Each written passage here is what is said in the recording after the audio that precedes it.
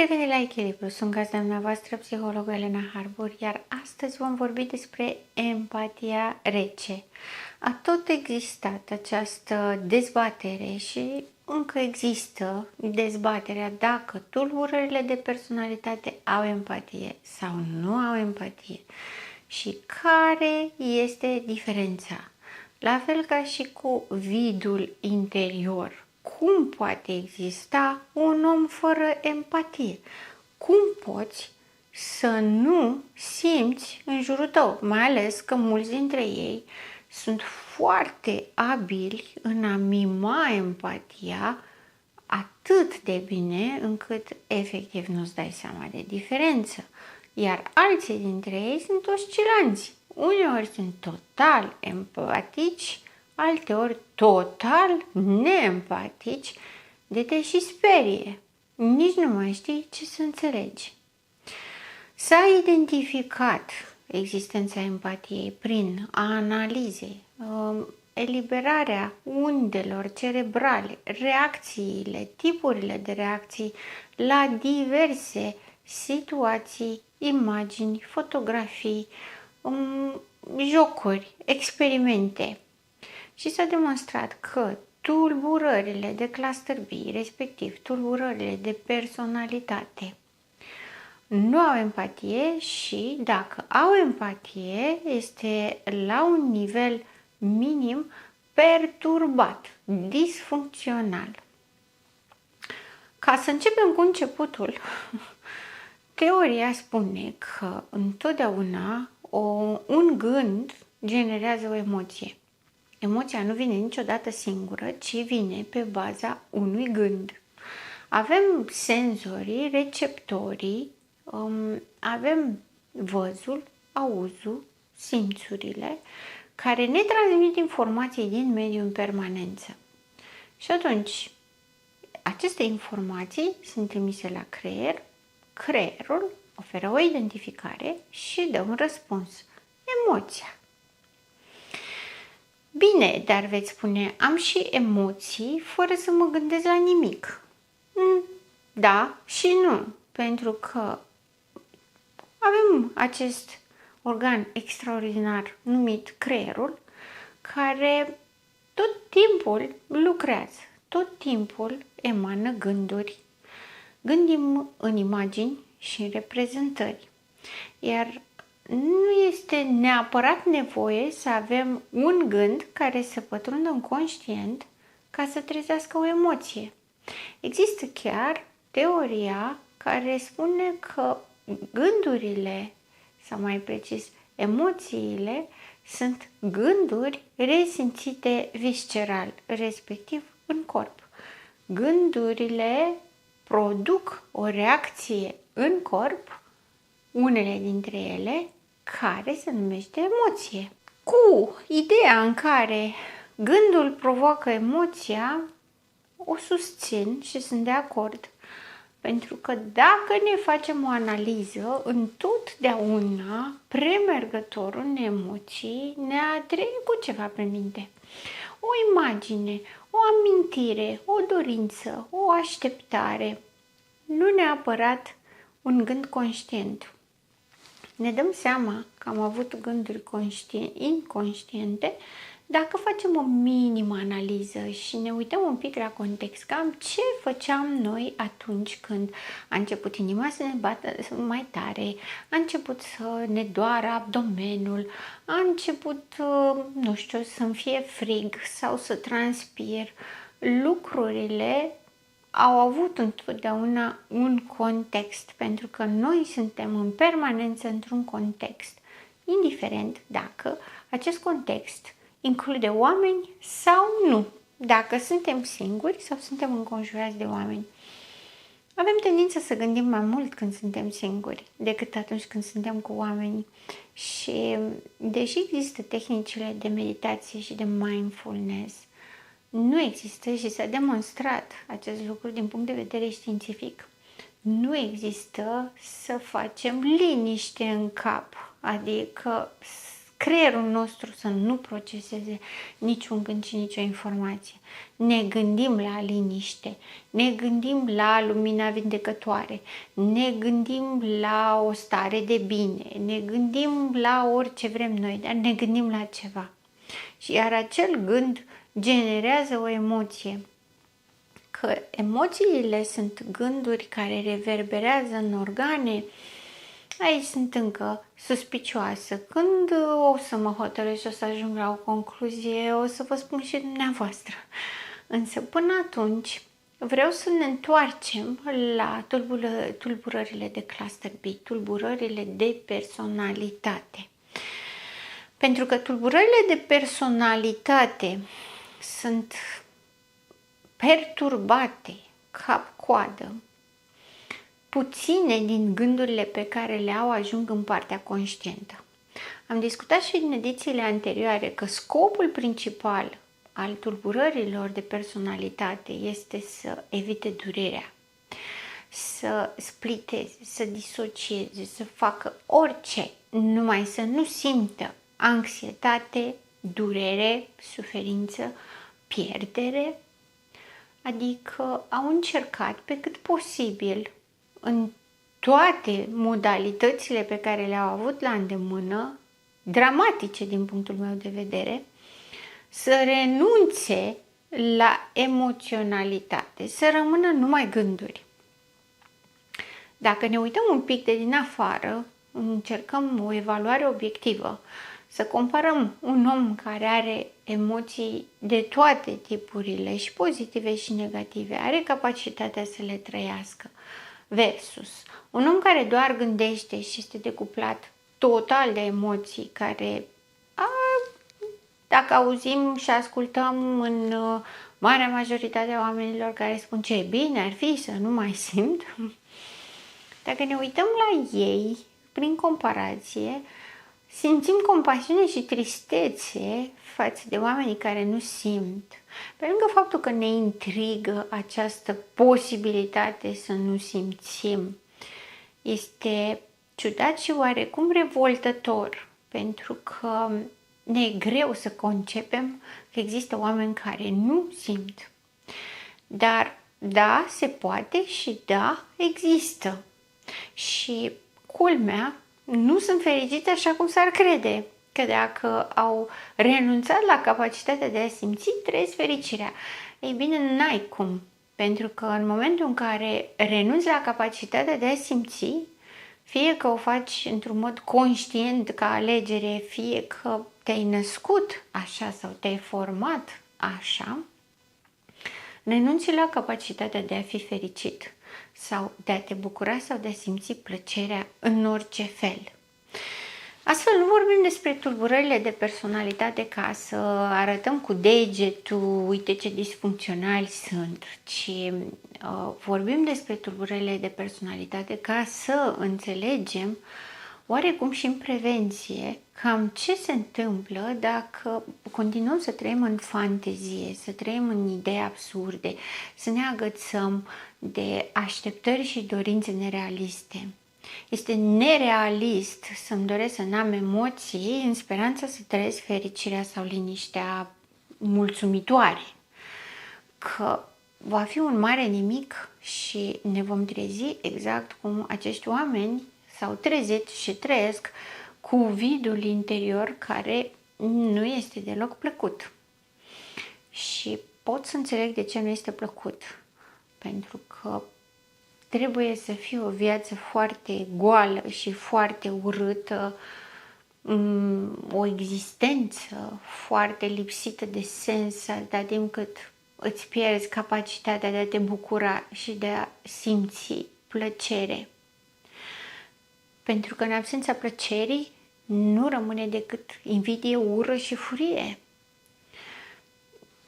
Nu poți să scapi de invidie, ură și furie și să trăiești numai plăcerea. Ar fi minunat dacă s-ar putea, dar până acum toată lumea care a încercat să renunțe la o parte din sine n-a putut să renunțe decât la pozitivitate, pentru că pozitivitatea implică riscuri. Dacă îmi păstrez capacitatea de a iubi și de a fi fericit, am și capacitatea de a fi dezamăgit. Am și capacitatea de a trăi suferința pentru că pierd. Și ele funcționează împreună, nu funcționează separat.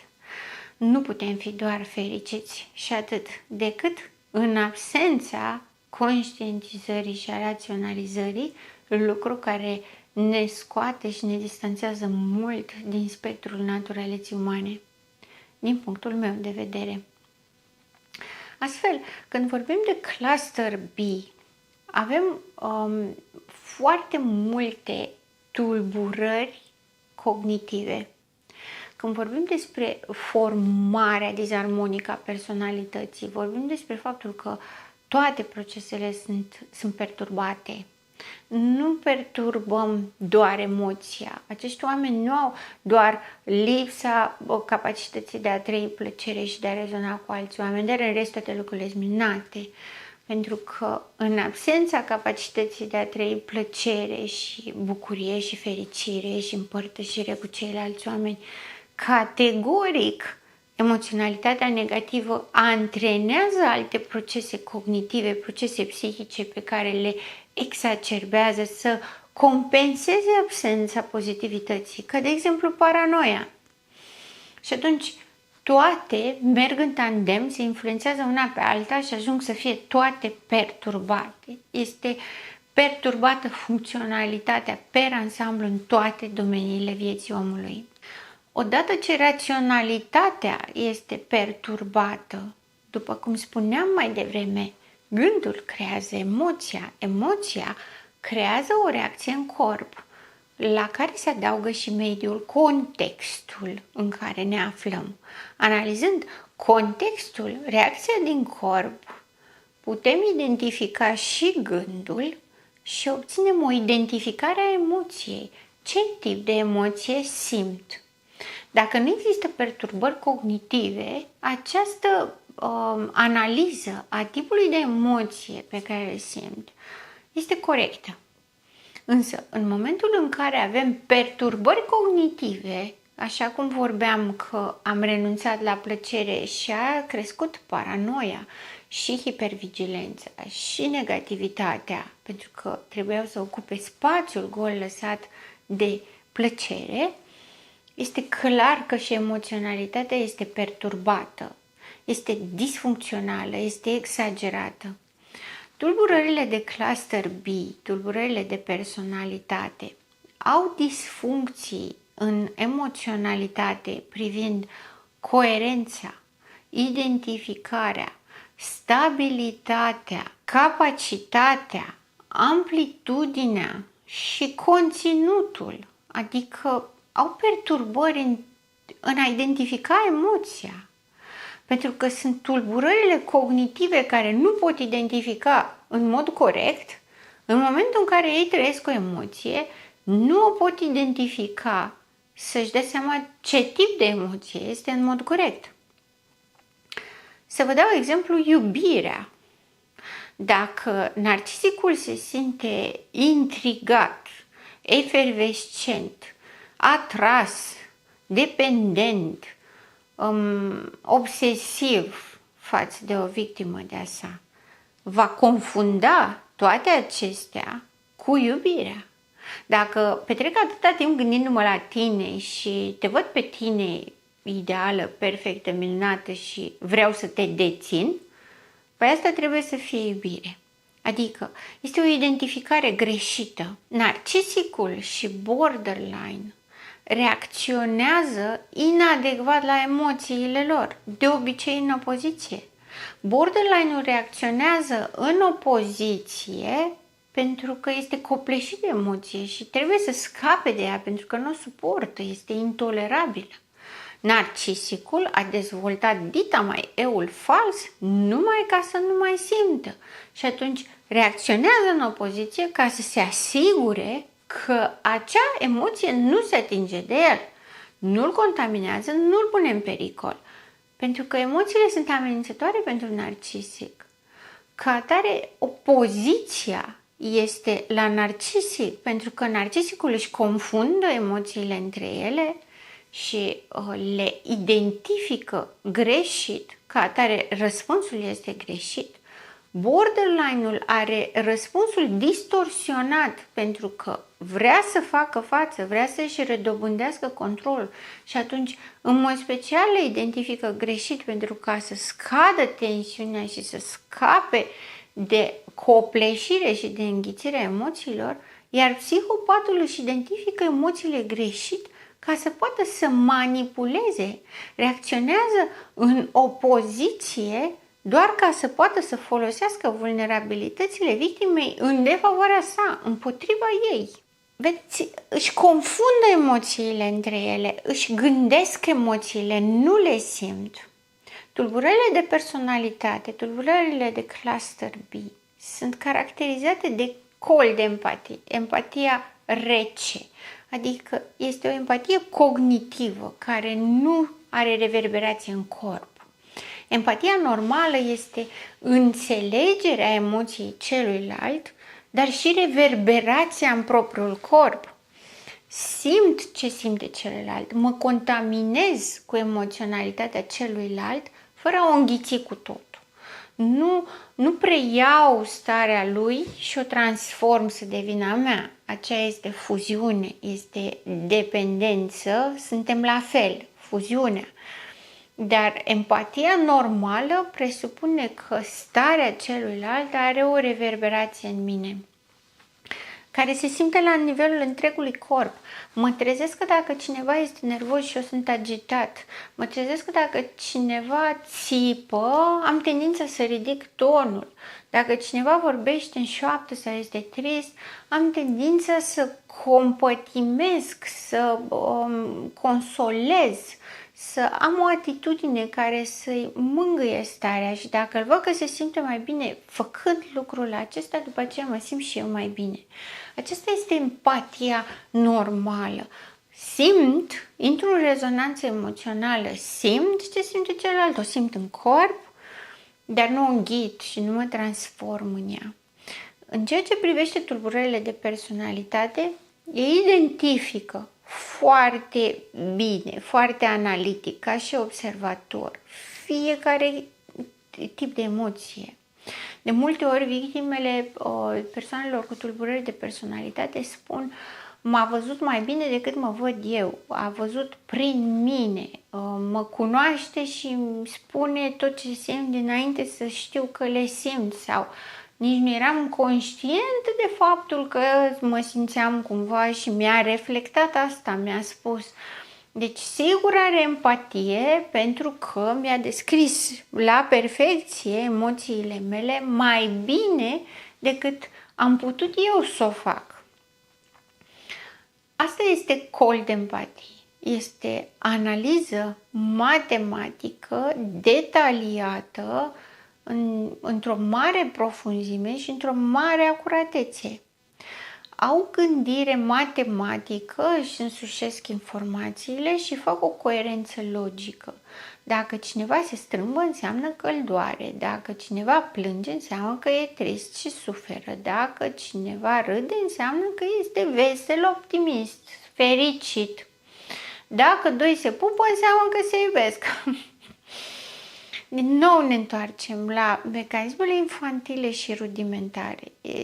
Este atât de simplu. Sunt atât de binari. Pentru ei lumea este în alb și negru, este în 0 și 1 ca în codurile de pe calculator. Nu sunt nuanțe. Pentru că văd, identifică la altcineva în mod corect emoționalitatea, dar când e vorba de propria lor emoționalitate, o gândesc.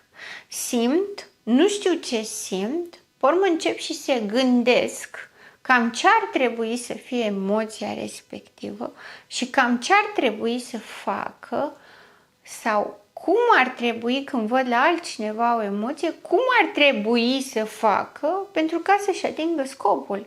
Dar nu simt rezonanța.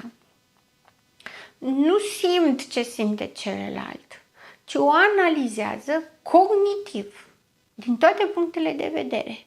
Narcisicul și psihopatul nu corelează deloc emoția din exterior cu emoția din interior. Nu există nicio rezonanță nicăieri. Totul este doar analiză matematică. Borderline-ul, codependentul și histrionicul corelează emoția. Au empatie, doar că empatia lor este perturbată, la fel ca tulburările de gândire, este disfuncțională, distorsionată.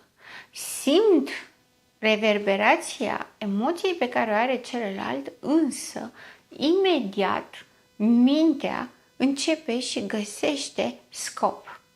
Scopul pentru sine, scopul în beneficiu. Borderline rezonează emoțional, este empatic, cu scopul de a-și asigura partenera, relația, de a nu fi părăsit.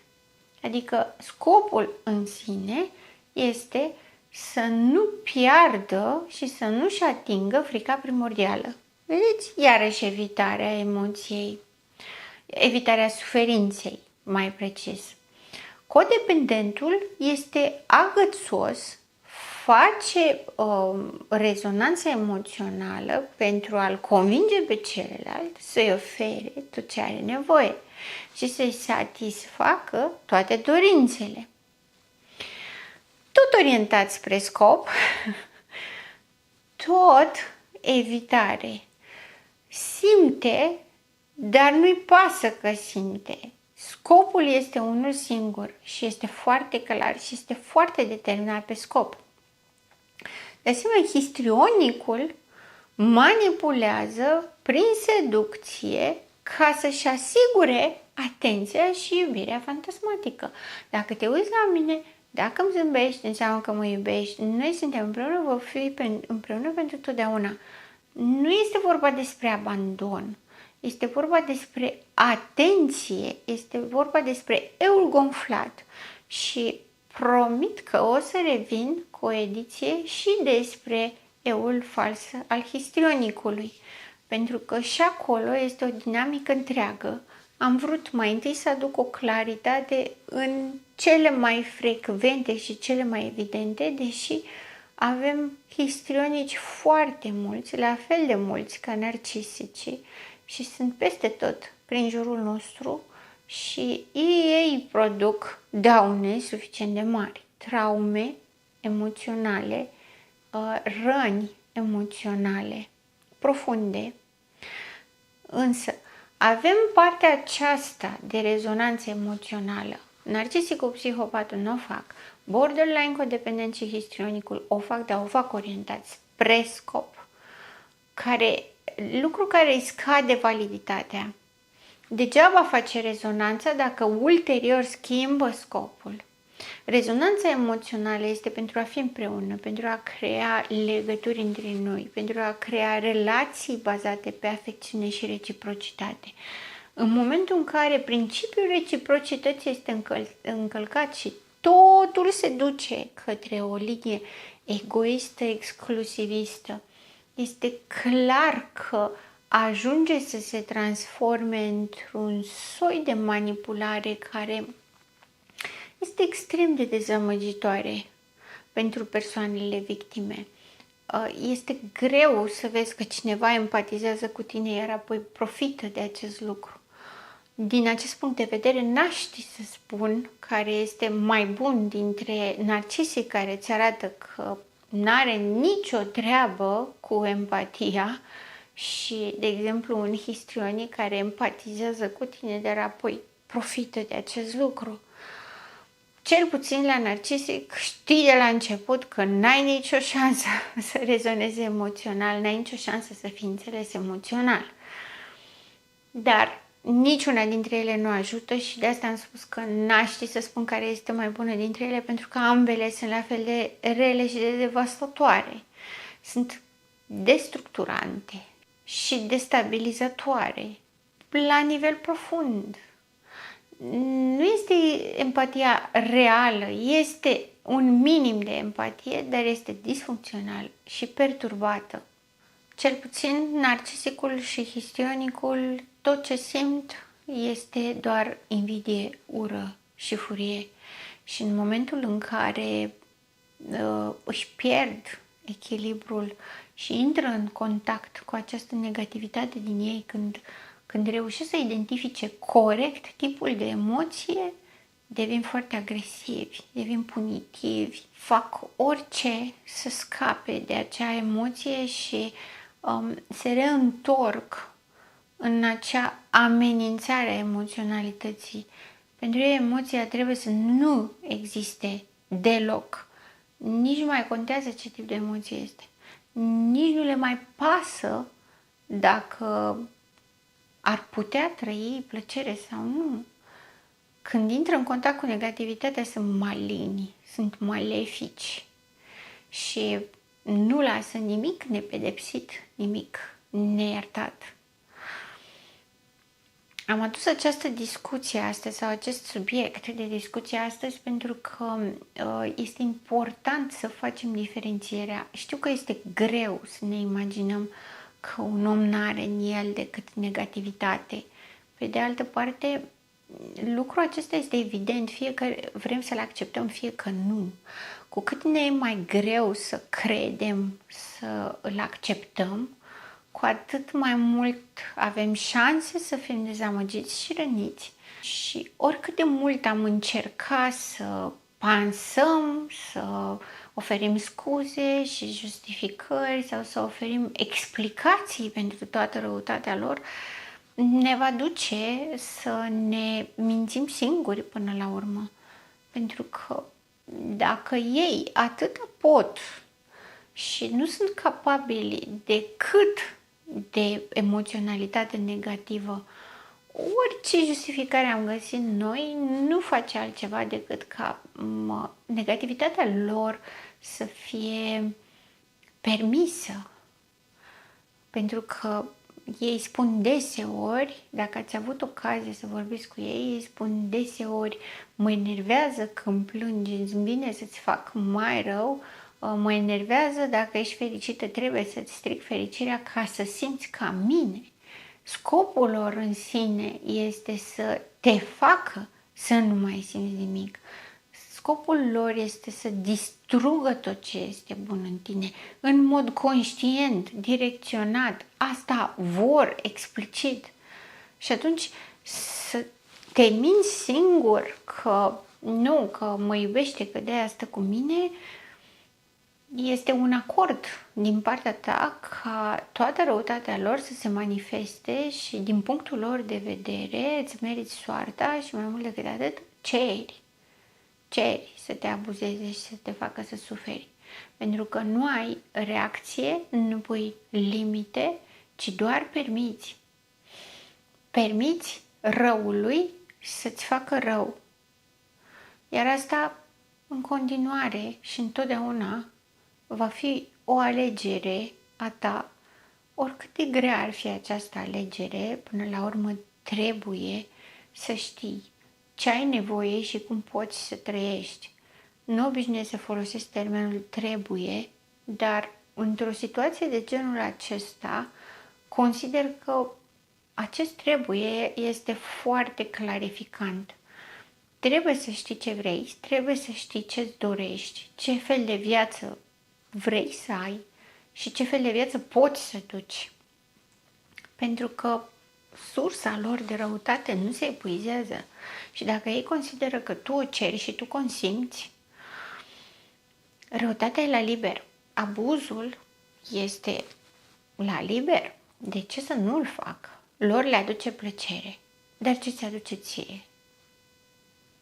Sunt gazda dumneavoastră, psihologă Elena Harpur, și până data viitoare, rămâneți în echilibru.